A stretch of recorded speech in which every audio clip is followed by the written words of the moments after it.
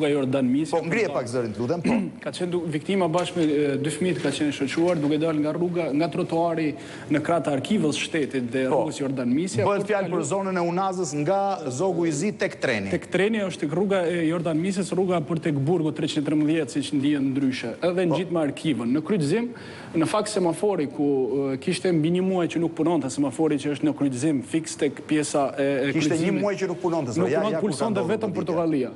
Dhe viktima ka qenë duke kaluar nga rruga, por jo fiks në vijat e bardha, të themi drejtën, kanë qenë, mund të themi, 1 metër poshtë vijave të bardha, në pikërisht në kryqëzim. Dhe duket momenti që nëna ka shtyr fëmijën për të shpëtuar nga informacionet paraprake, makina mjetit Mercedes-Benz ku drejtonte 20 vjeçari ka kalu në Portokalli dhe në një shpejtësi rreth 30-35 km/h, por ende po themi ekspertët autoteknik 30-35 vështirë se mundohet aksidenti. Në raste tilla, jo, fillimisht e ka goditur, dhe më pas, si thua, në momentin që ka frenuar një frenim të lehtë, po themi pjesa e përparme e makinës është ulur dhe në momentin kur viktima është goditur dhe është shtyr pak, më pas ky ka hec. Dhe ajo pjesa është kur e merr, po themi, edhe viktima poshtë makinës. Pra ka ecur mbi trupin e të ndjerës. Ndërsa fëmijët janë tërhequr, si thua, në cepin e trotuarit.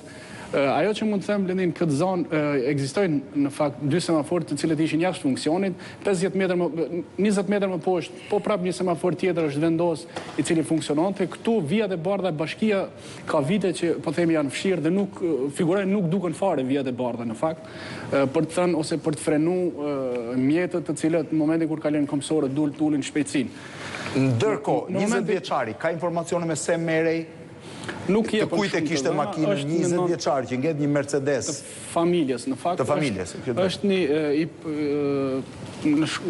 kam mbaruar vetëm klasën 9 vjeçare, ka qenë një dënuar më parë, siç e thatë edhe vet, është larguar nga vendi i ngjarjes. Policia dyshon që në momentin kur ka kaluar në Portokalli për shkak të efektit të shpejtësisë që të kaloj, për shkak edhe se ndoshta edhe viktima nuk do kalonte në rrugë, në atë moment ka dhënë shpejtësisë edhe tej normave të lejuara, dyshohet që mund të ketë qenë ose në efektin e ndonjë lëndë narkotike ose ka qenë i hutuar në aparatin celular. Ai është shprehur që ka qenë duke folur në aparatin celular, duke përdorur aparatin celular. Dy këto dyshimet janë të ngritur, po themi, sepse edhe qytetarët të gjithë kanë qenë kanë uluritur për të thënë që ndale makinën. Ne realisht kemi qenë, mund të themi, 200 metër më lart te hyrja e gjykatës krimeve të rënda, sepse po zhvillohej një proces gjyqësor dhe situash janë dëgjuar bërtitmat e qytetarëve edhe deri në atë zonë. Ajo që bën përshtypje është që makinat nuk ndalojnë, po vazhdojnë të ecin, shkojnë punë tyre dhe qytetarët duket sikur s'japin ndihmë momentin e parë.